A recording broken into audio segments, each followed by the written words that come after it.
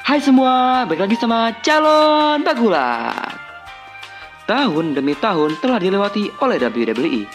Tak banyak juga beberapa kontroversi yang terjadi antara pihak WWE dengan pihak lain maupun dengan pihaknya sendiri.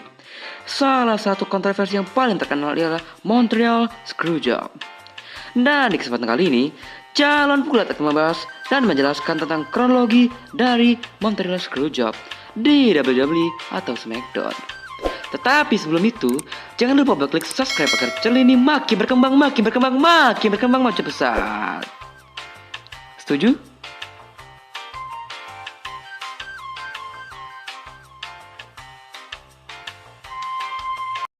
Montreal Screwjob adalah insiden kontroversial yang sangat terkenal di WWE, di mana Vince McMahon dan karyawan WWE diam-diam memanipulasi hasil pertandingan yang telah ditentukan sebelumnya antara Bret Hart dan Shawn Michaels di pay-per-view Survivor Series pada tahun 1997.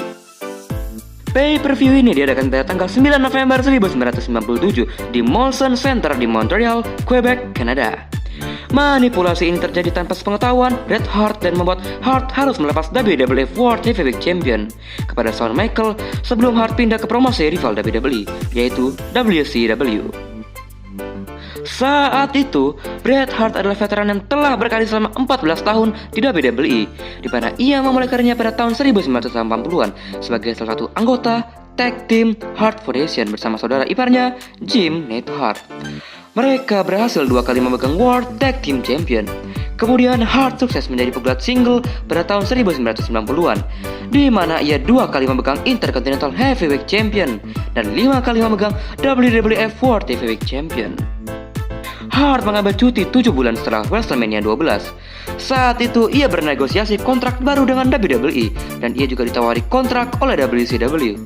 Pada bulan Oktober 1996, Hart menolak kontrak 3 tahun dari WCW sebesar 8,4 juta US dollar dan menerima kontrak 20 tahun oleh Vince yang telah berjanji akan membuat Hart menjadi pegulat dengan gaji tertinggi dan mendapat peran penting dalam manajemen WWE setelah pensiun nanti. Pada pertengahan 1997, WWE menghadapi kesulitan dalam hal keuangan karena persaingan yang ketat dengan WCW yang telah menjadi promosi gulat profesional terbesar di Amerika Serikat. Pada saat yang sama, Vince berencana untuk menjadikan WWE sebagai perusahaan publik. Sebuah langkah yang mengharuskannya meminimalkan komitmen keuangan dalam waktu yang lama. Selama beberapa bulan sebelum Survivor Series, Hart dan Shawn Michaels beberapa kali beradu argumen di belakang panggung. Setelah tampil di St. Joe's, California pada 12 Oktober 1997, Hart mengklaim bahwa ia berbicara kepada Michaels tentang bersikap profesional dan saling percaya satu sama lain di dalam ring. Hart mengatakan bahwa ia akan bersedia dikalahkan Michaels jika Vince memintanya. Namun Hart terkejut dan marah ketika Michaels berkata bahwa ia tidak rela dikalahkan Hart. Hart pun menolak untuk melepaskan WWE World Heavyweight Champion kepada Michaels di Survivor Series yang diadakan di Montreal. Meskipun dalam dokumenter Hart menyatakan kepada Vince bahwa ia dengan senang hati akan melepaskan title-nya kepada Michaels, tapi tidak di Kanada. Dalam autobiografinya sendiri, Michaels membantah klaim Hart dan mengatakan bahwa ia bersedia dikalahkan Hart. Namun beberapa orang seperti Jim Cornette sering membantah perkataan Michaels dan mengklaim bahwa Michaels sebenarnya tidak ingin dikalahkan Hart.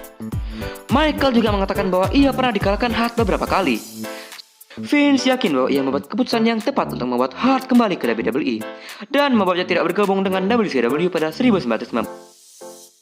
Namun pada akhir 1997, masalah keuangan WWE berada di titik tertinggi dan Vince mulai menunda pembayaran Hart karena WWE sedang berada dalam bahaya finansial.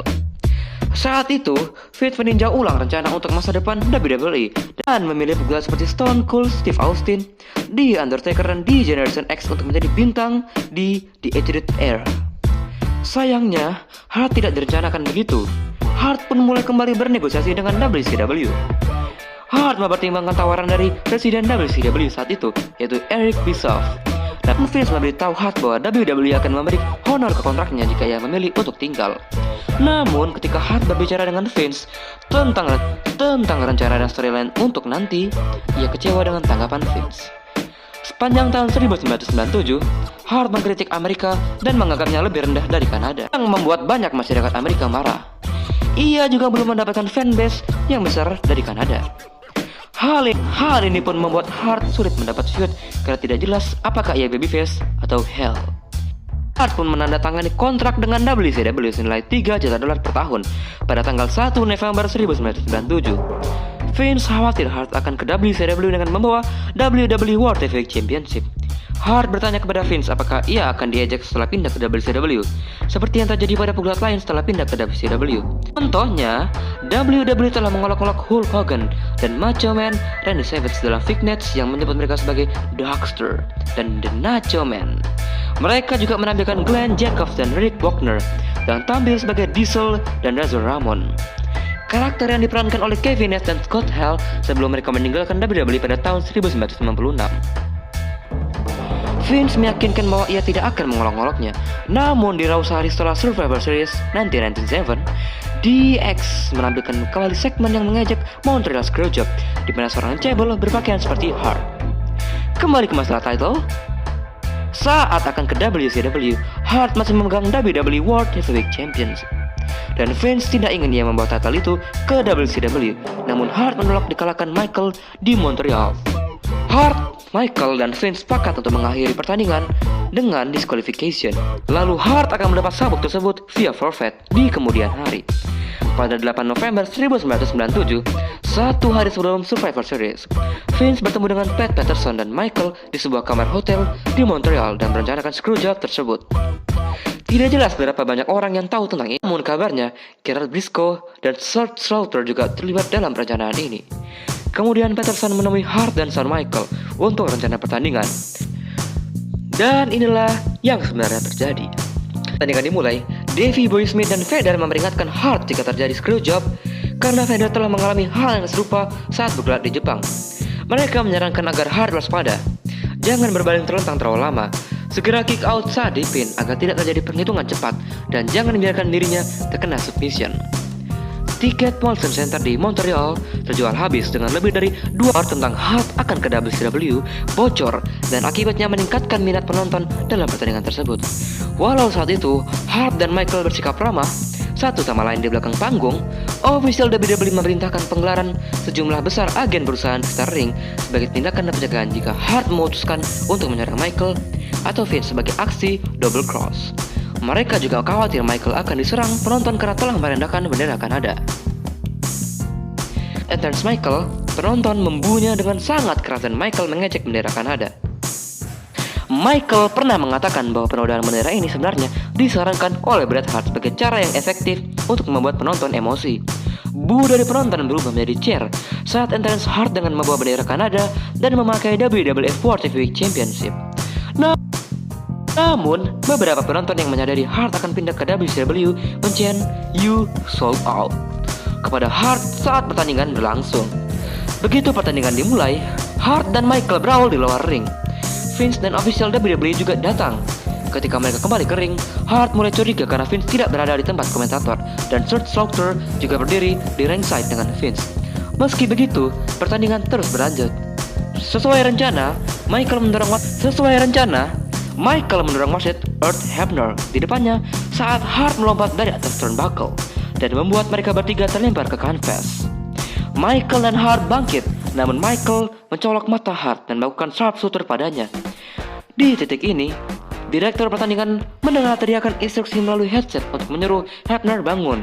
Namun Hart tidak menyadari ada yang tidak beres.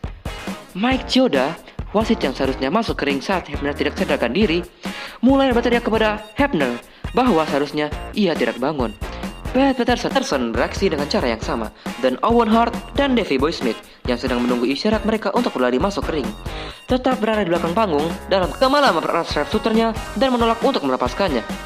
Pada saat itu, Hebner bangkit berdiri melihat ke arah timekeeper Mark Yaton dan berteriak, "Bunyikan bell." McMahon lalu menyikut Yaton dengan keras dan berteriak, "Ring the bell, you shit." Yaton membunyikan bel di saat Hart meraih kaki Michael dan membuat Michael terjatuh. Theme musik Michael mulai diputar dan ring announcer mengumumkan bahwa Michael menang dan menjadi WWE World Heavyweight Champion yang baru. Wasit Hebner langsung keluar dari ring dan keluar dari arena. Setelah syok, Hart berdiri dan meludahi wajah Vince. Sementara Michael pura-pura kebingungan. Vince menyuruh Michael untuk mengambil title itu dan keluar dari arena. Michael meninggalkan arena dengan Briscoe dan Triple H, dan sinyal siaran TVV ini terputus segera setelah Michael keluar. Vince dan sebagian besar official WWE juga dengan cepat berjalan ke belakang panggung saat Hart yang sedang marah menghancurkan kamera, monitor, dan peralatan. Penonton yang hadir juga mulai melampiaskan kemarahan mereka pada Vince dan official WWE. Bahkan menimbun sampah pada mereka, dan beberapa yang cukup dekat mendorong Michael saat dia bergegas ke belakang panggung. Owen Hart, Nate Hart, dan Davey Boy Smith datang ke ring untuk menenangkan Bret Hart. Hart melanjutkan menuliskan WCW dan I love you di udara kepada penonton sebelum ia kembali ke belakang panggung. Dalam film dokumenternya pada tahun 1998 yaitu Hitman Hart Wrestling with Shadow, Hart membicarakan screwjob dan mengungkapkan bahwa ia sebenarnya berteman dekat dan sangat mempercayai Earl Hebner, wasit di pertandingan dengan Michael.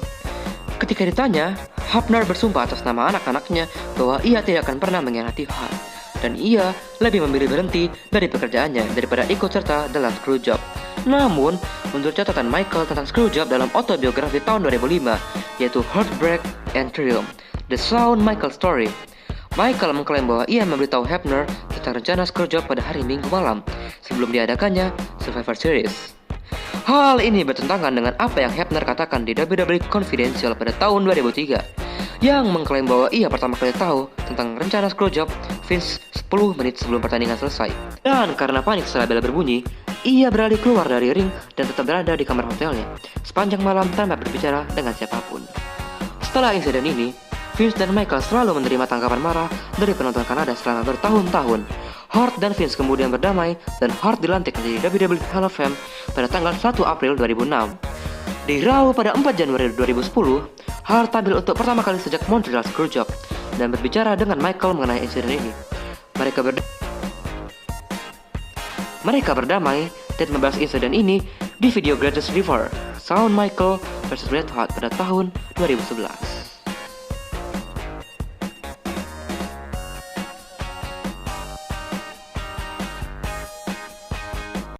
Sekian dari channel Pegulat. Apabila ada kesalahan mau masalah sebesarnya, silahkan komen di bawah apa yang selanjutnya harus dibahas oleh channel Pegulat.